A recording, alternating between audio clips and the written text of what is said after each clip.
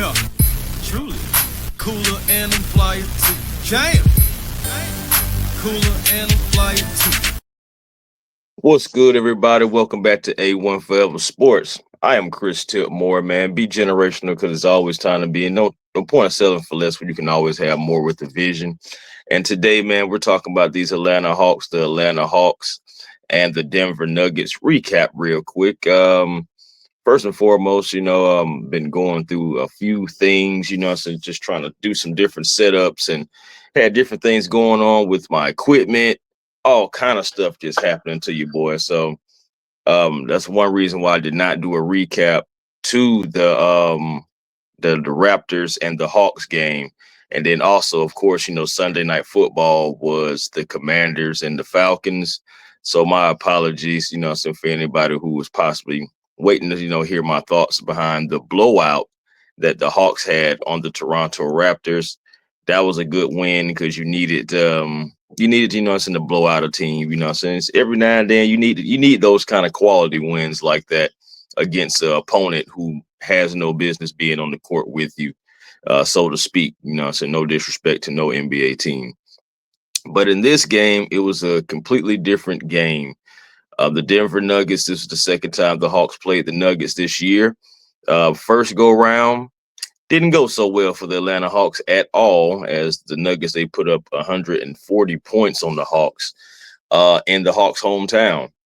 And this go round was a tale of two halves for me.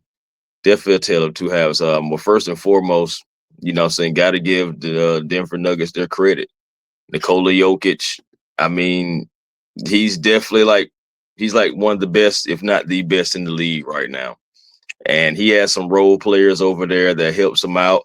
I know Jamal Murray, he's always been like somebody who I feel like, has always complimented Nikola Jokic real well. But a guy that I was looking at last year when we played the Denver Nuggets last year, his name was Julian Schwaber. Julian Schwaber, I ain't gonna lie to you, and I may be saying his name wrong, and if I am, my apologies. But Shaver, he is one of those people who was kind of like a wild card for me. At any given time, he could possibly get points that you would just be like, where did he come from? You know what I'm saying? Like he was getting buckets. They also got some big minutes from Jalen Pickett, I believe his name was. They brought him off the bench, and I believe it was a matchup thing, So because in the beginning of it, the Hawks, I feel like they was keeping pace, but I also feel like they was kind of chasing the Nuggets in the beginning too. Luckily, Trae Young was able to get to the foul line in the first quarter to kind of like help, because the Nuggets, they at one point in time they went on a 7-0 run, and then it stalled after that.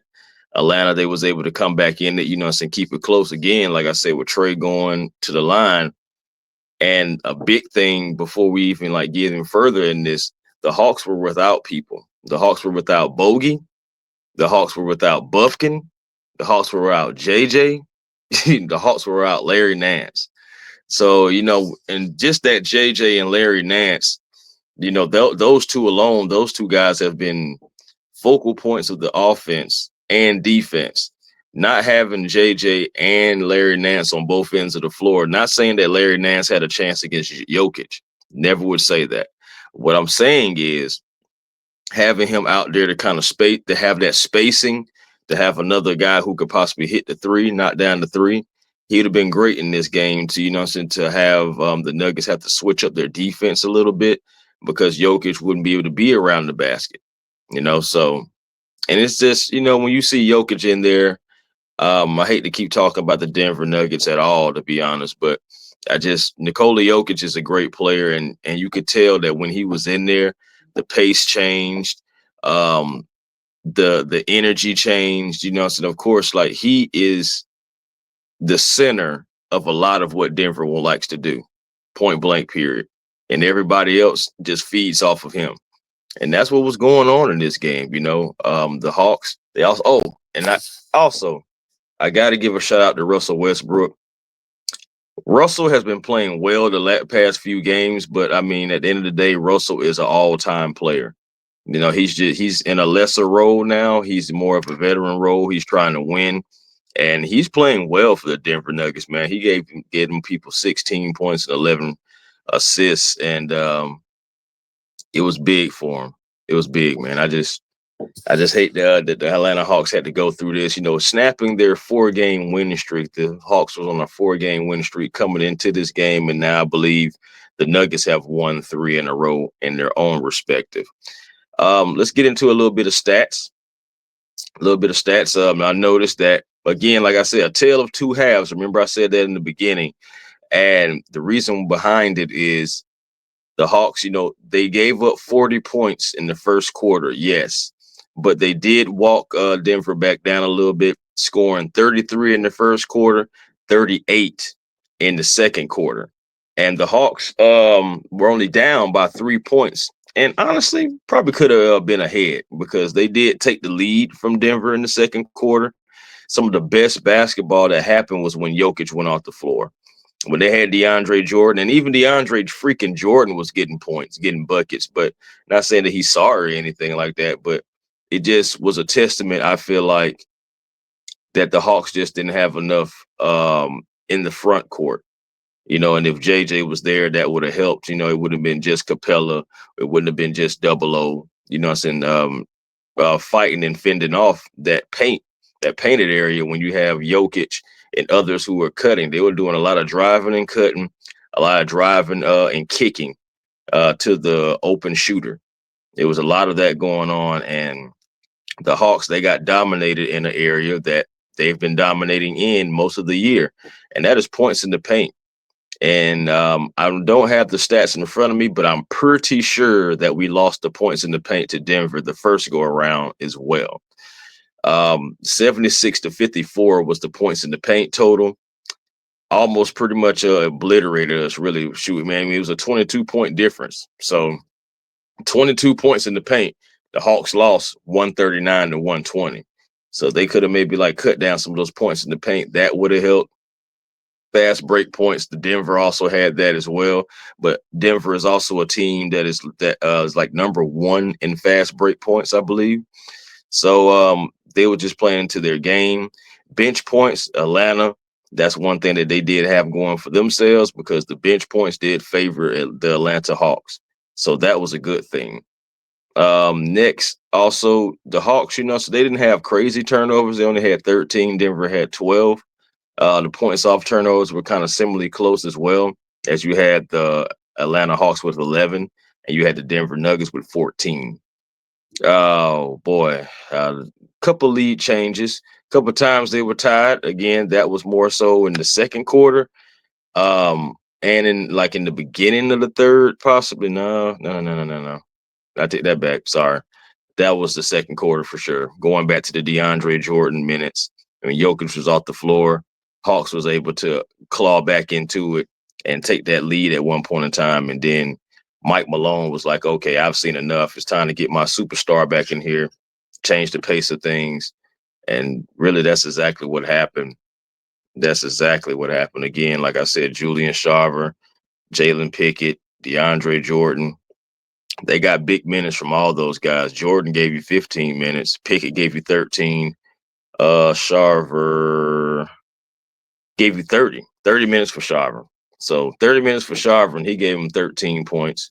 Then Pickett gave him 7. DeAndre Jordan gave him 8. And like I said, those were big minutes. Can't forget about Christian Brown either. He gave him 15 points. Michael Porter Jr. 21 points. And Michael Porter Jr. was 5 for 9 from 3. His threes were timely and they hurt. Now the Nuggets, they hit 12 for 30 as far as threes. The Hawks hit more threes than the Nuggets. And for the most part, most of the part of the night, the Hawks had the Nuggets number as far as shooting threes. That was one thing that kind of helped the Hawks stay into the game when the Nuggets were getting a lot of points in the paint and getting open shots and everything like that.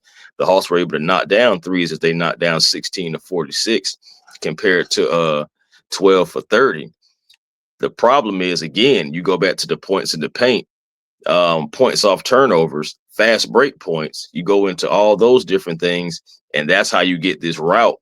Technically, this 19-point, some difference for the Denver Nuggets over the Atlanta Hawks. Now, as far as like the Atlanta Hawks and things that they did well, I liked Garrison Matthews in the starting lineup. I think that, you know what I'm saying, it was good that he was able to get 28 minutes against the Denver Nuggets. Now, he was only 1 for 4 for 3, and we know that's one reason why you bring him in, because you want his shooting. But he gave effort on both ends of the floor. He still shot 50% from the field, which is he was 4 for 8. You take that. You take that from Gary Bird, from Gary Matthews. You know what I'm saying? You really do. And moving on, you started getting start seeing more aggression from Zachary Ricochet. The last 3 games, I think Zachary Ricochet has shown more aggression, more emotion. We still got to get that 3-point shot down. He's still working on that. That's going to be a continued work in progress, like for the entire season, y'all. I've said that on other videos. If you guys have been tuning in, you just can't give up on them. 16% from the 3-point line. That's not going to cut it at all. But at the end of the day, you still got to let him continue to try to get into the rhythm, because he's showing more aggression. He's showing more want to now. So hopefully that will actually like elevate his game to another level. And sometimes, you know what I'm saying, it is about want to, it is about effort. Clint Capella. Clint Capella gave you 19 minutes. He was 50% from the field, 2 of 4. He missed both free throws that he shot, and he only gave you 4 points. I ain't gonna lie to you. Between him and Onyeka Okongwu, 13 points out of your front court against the Denver Nuggets is not gonna do it. It's just not gonna cut it, y'all. It's not. I mean, Onyeka, to his credit, he had 24 minutes and he was 4 of 6, 66% from the field. But at the end of the day, just 13 minutes from your bigs, that's just not going to be able to get it done, especially when you having a triple double from Nikola Jokic. It's just not going to get it done. You need more from your front court, and that's another reason why I said not having JJ was big. Because yes, you got Dyson Daniels back. Glad to see Dyson Daniels back, but in 30 minutes, he only gave you 4. He was 4 of 17, coming back off of illness, looking like he's playing in Denver. So I mean, he was 1 of 7 from on the 3-point line as well. Couldn't get it really going after he knocked down his first 3, which was in the beginning of the game. His first shot was a 3, and after that, it just was choo. You know what I'm saying? But again, he's been out with illness, and you know that was his first game back. He was only able to provide you with 9 points, and he still gave you 3 steals. So he's still being that great barrier thief. He did give you a 6 assists as well. But as far as like the point total coming into this game, I was worried about that. Then when I seen that Jalen wasn't in the front court, and I know that Jalen played last game, but again, the Hawks, you know, they had some momentum just like last time with the 6-game winning streak. And it's just crazy, man. Now Denver ends both of the Hawks winning streaks. So we had 6 and then Denver ended it. And then we was at 4 and Denver ended it. You hate that. I really wanted to get my lick back against Denver, the Denver Nuggets. But Trae Young, man, Trae Young, 8 for 17, 47% from the field. Now those 3-point shots, he was 4 of 10. He was 4 of 10, but he still gave you 30 and 9. You know, he was out there doing the best he can. He was more aggressive this game too, because he wasn't as aggressive against the Denver Nuggets the first go round. Like this, I would say like this one. It'd be first half. Like I said, he was getting to the foul line. He was you know, saying getting the teammates involved. I feel like, you know, he was pretty much being pretty instrumental in the offense. I won't rag on Trae too much, really, honestly, because he was a driving force. Vit Krejci, Vit, I ain't gonna lie to you, Vit. I'm looking at you right now, and I want to say, thank you. You know what I'm saying? Like last night, you was a little more aggressive. You was 5 of 12, which is 41%. But guess what? Vit, he was 3 of 8. My thing is, he was getting up shots. Vit Krejci is so passive. He's such a passive NBA player, and that's because he's a team player. It's not bad to be passive. Sometimes you can just be too passive, and I be wanting Vit to score. Sometimes it'd be like Vit can be right there in the hole, right there in the lane, and sometimes just look around to the left, look around to the right, kick it to the left, kick it to the right. And I understand he's an unselfish player, and his role on this team is, what I'm saying, probably not to be like the score first type thing. It is to continue to keep the ball movement going. But Veet, I be needing Veet to score sometimes. He can be right there like 10, 12 feet away from the basket. And I'm like, V, go and put that up. And he'll pass it. I'd be like, V, and it's just like, I get it. But I'm happy that last night he was more aggressive. He knocked down a few big shots that helped the Atlanta Hawks get back into the game and actually take the lead from the Nuggets in the second quarter. So, Veet Krejci, I appreciate you, sir, yesterday. 14 points. I just need more. I just need you to do that more. Be more confident into your shot. Because you can shoot. Just be more confident into your shot. And I think V Krejci will be A-OK. Again, I already said about Onyeka. I need more out of my front court.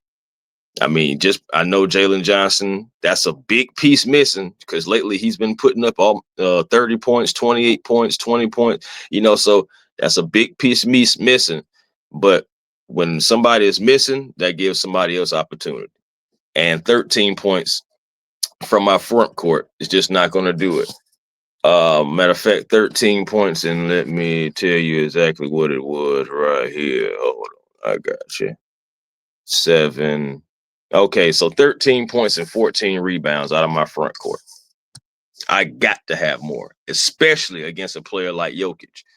It's like you got to lace him up, super tight when he's coming around. And I know that players can only do so much because limited players like Clint and Okongwu, but it's just got to be more. It's just got to be more. So, we won't see the Denver Nuggets anymore this year unless we're playing in the NBA Finals against them or something like that. But Hawks, so they lose the season series to Denver. Played better in the second game than the first game, but that third quarter, man, was almost like the return of death quarter for the Atlanta Hawks.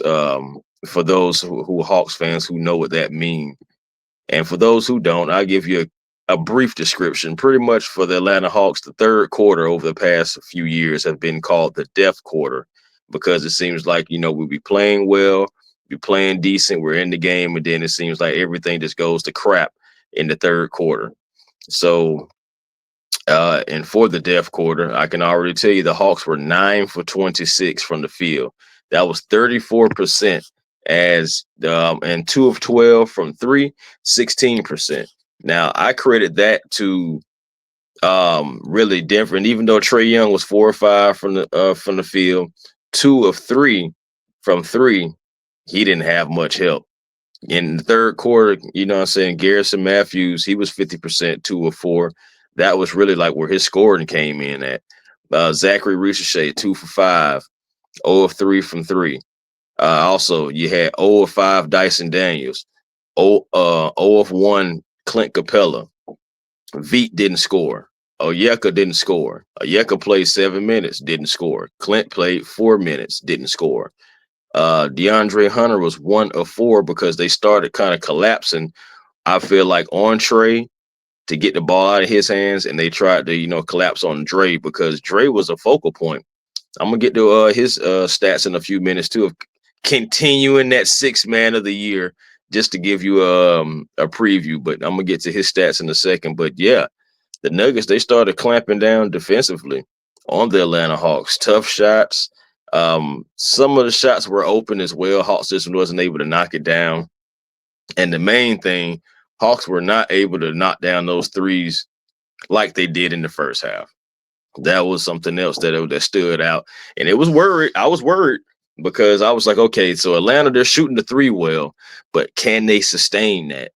And I was worried about that, and they were not able to sustain it, especially in that third quarter. That third quarter, the Nuggets, they was on a roll. Let me tell you exactly what the Nuggets were doing in the third quarter. Nuggets were 15 for 24, shooting 62% in the third freaking quarter, 71% from 3 as they was 5 for 7.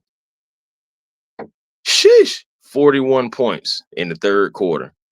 And the Hawks, like I said, it was a tale of 2 halves. The Hawks were only able to score in the 20s in both the third and the fourth quarter. So, like I said, that third quarter was setting the tone, and it really hurt the Hawks tremendously, man. That third quarter, shoot, really the second half period, but especially like I said, that third quarter was when it all started, and the Hawks were only able to score, like I said, a total of 49 points because they scored 20s in the 20s both go rounds. So 49 points in the second half compared to 65 for the Denver Nuggets, as the Hawks did kind of like knock that lead down a little bit in the fourth quarter, but of course it was already over. Yeah, it was already over. So the Atlanta Hawks, man, I think that they just need to take this game, you know what I'm saying, like keep it in the archives, see exactly what went wrong against a team like this. Of course, they got a dominant center, of course, in Jokic. Russell Westbrook does well for them. He was been in their starting lineup lately. Jamal Murray. They have some good role players, pieces and stuff of that over there. The Hawks were still able to fight and make it a game at least for a half. And second half was it just didn't work out for the guys.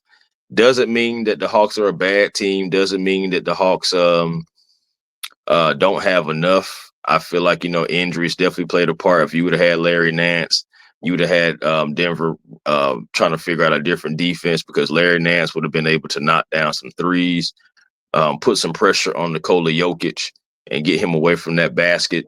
Hawks would have been able to score more in the paint, I believe. Also, Jalen Johnson, of course, if Jalen Johnson was there, that's a walking double double right there. So you would have more on the offensive end, some length and some help on the other end to help Capella and to help Okongwu in that front court as well. Bogey, of course, you've been missing Bogey shooting for at least 5-6 games now. So you've been missing his shooting as well. But Garrison Matthews has been serviceable. On the defensive end, he's getting charges. On the offensive end, so of course he's shooting. But you just, of course, want more consistency from him. But of course, he doesn't play many minutes. He's kind of like a utility player. You can get in there when people are hurt, type stuff. So at the end of the day, man, Hawks dealt with some injuries, but that's no excuse. Denver, they was able to take care of business, and the Hawks, they are looking forward towards the Los Angeles Lakers, who they play on Friday. You guys make sure you check that out. I will be back for a recap after that game, seeing how the Hawks bounce back. And honestly, to be honest, like, and I ain't going for no disrespect, but I feel like the Hawks should be able to take care of the Los Angeles Lakers. The Lakers are a tough team. They just made a trade. They're trying to figure some things out as far as rotations, chemistry, continuity, all that stuff like that. Now with that trade, as they traded D'Angelo Russell for Dorian Finney-Smith. I don't know the full context of it right now because I don't have it in front of me. But also, we're also going to see, what I'm saying, how this will affect the Hawks draft capital, because of course the Hawks own the Lakers pick, but the Lakers are trying to make the playoffs. The Hawks need to help the Lakers miss the playoffs. So beat the Lakers, man, on Friday, and I will get back to you guys, man. I'm gonna let you guys have your Thursday back now, and I just wanted to get this little recap out here, just to highlight some things that happened in this game. The Hawks, they have some things that they have to work on, of course. Still a young team. I still believe in this team. Very optimistic about this team. It's just you went up against this Denver Nuggets squad who just had pieces that could counter a lot that you were trying to do in the second half. But you put up a good first half fight. You tried to fight at the end, at least cut it down and make it at least more respectful. And it ended up being a 19-point lead and win for the Denver Nuggets. Well, we're going to get back after it, like I said, Friday against the Los Angeles Lakers. Until next time, y'all, peace and blessings to all. First, before I get out of here, I do just want to say, hey, man, find your peace today. Like, it's a lot of crazy stuff that's been going on to start this year. I want to give a shout out and, my prayers to the people in New Orleans, the families, the friends in New Orleans, the families and friends that's in New York, the families and friends in Las Vegas, because it was a hostage situation out there. Look, man, This is 2025. This is the year for growth. Can we just please just stop the stupidity out here, man? Can we just please just try to figure out if ways that we can come together? Okay? Like this makes no sense. It makes no sense at all. And it's very senseless, it's egregious behavior, and we better than that, man. I really do believe that, it's a lot of more good people out here than it is bad people. I really believe that. I'm optimistic about that.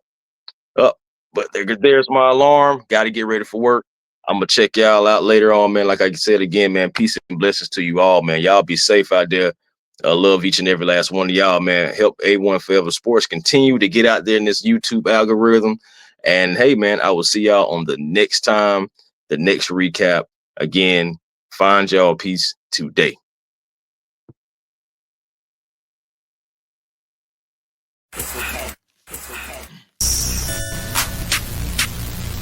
A1.